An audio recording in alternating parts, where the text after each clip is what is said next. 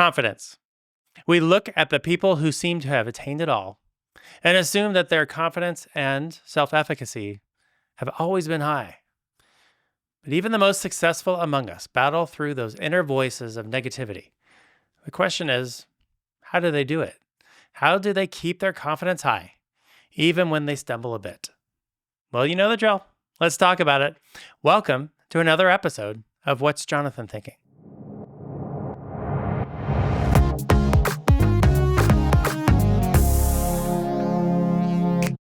Hey everyone, and welcome back to another episode of What's Jonathan Thinking? I hope you all are having a good week. This week, we turned the page on our calendars to another month gone by. I can't believe how fast April came and went. May is an auspicious month for me as I will be attending the high school graduation of my son this month, and will be seeing my daughter and producer of this show start to move into her first apartment. It's ironic that in this season of What's Jonathan Thinking, I also tackled the topic of seasons of life that we move through. It would appear that my wife and I are about to embark upon a new chapter in our journey through life together, which is that of empty nesters. I'll post a link over here somewhere to the episode that we did on seasons of life in case you'd like to take a look. But today, I want to tackle the topic of confidence. Confidence is one of those topics that I don't think we talk about enough. It's probably the most important aspect of anyone's leadership presence and style. And like so many things about leadership, confidence is something we must learn and a daily habit we must flex in order to build it over time. I suppose for some people, confidence comes naturally, but for most of us mortals, it's not something we are born with. We just assume that the leaders among us have it in abundance. We look at celebrities and successful business leaders, and we kind of assume that they've always been on this even keel vertical trajectory of hypergrowth. But even the best and brightest among us have tripped and fallen along their road to success. They have made mistakes. They have made errors in judgment. They have proven that they are actually human. And because of that, what we can learn from them is how they respond to all that. Not let it define them, and most importantly, how they channel it as a positive force in their lives. I recently was directed to a great resource on this topic. At the tail end of every episode of Coaching for Leaders by Dave Stachowiak, he provides references to previous podcasts that might be helpful. And one such podcast he pointed to was episode 573, titled How to Protect Your Confidence, where he invited Dr. Nate Zinsser to join him on the show and discuss his book on this very topic and share his experience guiding high-performance teams from West Point to professional athletes to larger corporations, all in the pursuit of helping people realize their full potential and achieve high confidence in themselves in the process. Dr. Zinsser is an expert in the psychology of human performance who consults to individuals and organizations seeking a competitive edge. I just downloaded his book called The Confident Mind, and I can't wait to plow through it. Being pointed to this episode could not have come at a better time for me. As a leader, I know that I can't let mistakes along the way get the better of me and cloud my mind. But as the human behind that leader, I would be lying if I said that I don't have my own dark moments that I work through so that failures don't set me back mentally. There are some amazing pearls of wisdom both in this book and in this interview, so I highly recommend you take a look at both. One quote already leapt off the page to me, and that was, and I'll put it on the screen, a performer has no choice but to be totally confident in themselves if the true goal is to perform at their top level. Confidence makes one's peak performance possible, and that is why it is of such great importance to anyone who steps into an arena and has to deliver their best.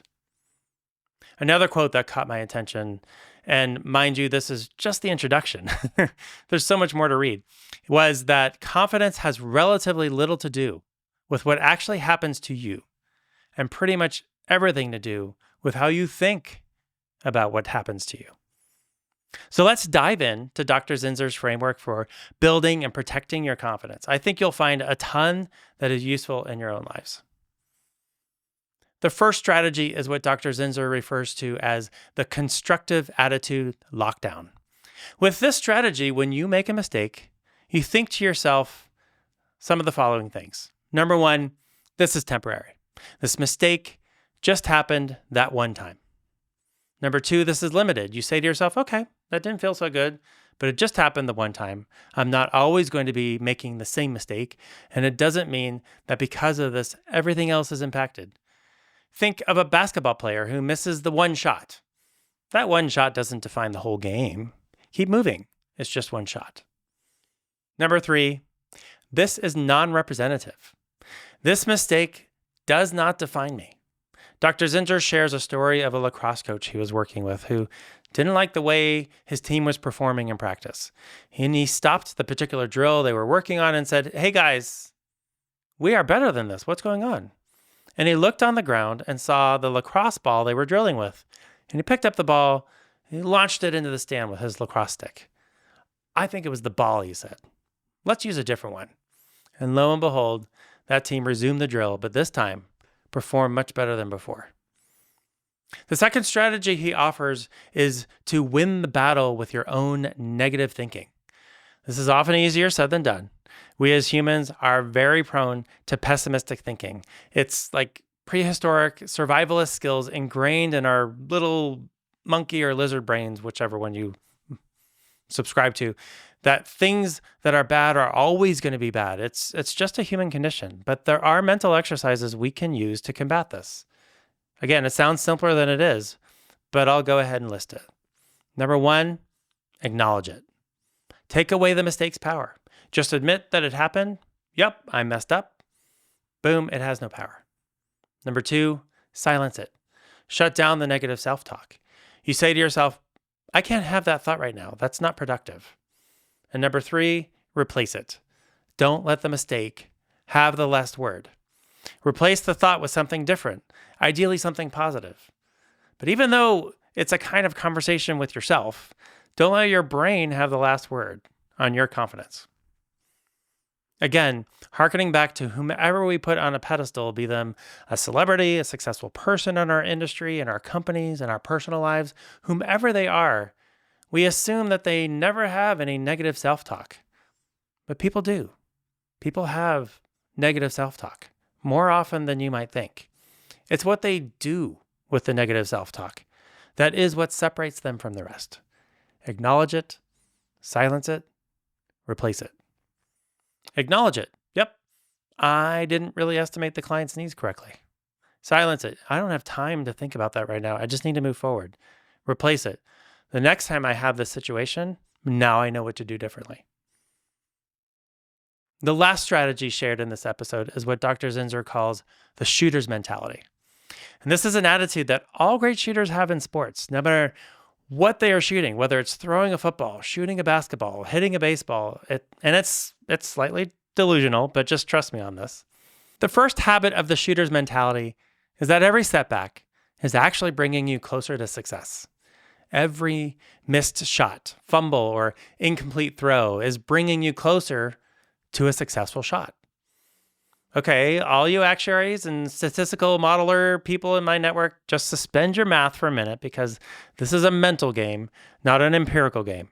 It's about belief, specifically belief in yourself. And the moment you acquiesce to a statistical model rather than your own confidence level is the minute you seal your fate that you will not hit the next shot, that you will not get the next project right. The shooter's mentality is about quieting the negative self-talk. So let it ride and put your statistical model away for a moment. The second habit is the opposite or almost orthogonal to the first, and that is that success begets success. I've made 14 shots in a row. I'm for sure going to make the next one. When I'm hot, I'm going to stay hot. When I'm on, I'm going to stay on. Again, statistically, we know otherwise, but mentally, this keeps us in the game. It keeps us believing in ourselves, and it is uncanny how true the shooter's mentality can be in propelling us forward. As a leader, if you have someone on your team who's hitting it out of the park and is absolutely sure they're going to keep doing so, who are we to rain on their parade? Let them dream for a while. And when and if they do have a miss on the next round, we can use the tools provided by our first and second strategies to keep our teams in the game, whatever that game is. So let's just quickly recap. Number one, constructive attitude lockdown. This is temporary. This is limited. This is non-representative. Number 2, win the battle with your own negative thinking. Acknowledge it, silence it, replace it. And number 3, shooter's mentality. Every setback brings us closer to success, and success begets success. Okay, let's take a little breath here. Do you feel better?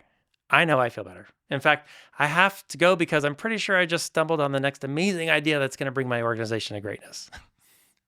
These are just a few strategies we can deploy to keep our confidence up. I hope you found some of these strategies to be helpful for you, because for all the people who tune into the show, I know you are more than destined for greatness. You are greatness. What strategies work for you? Leave your comments below.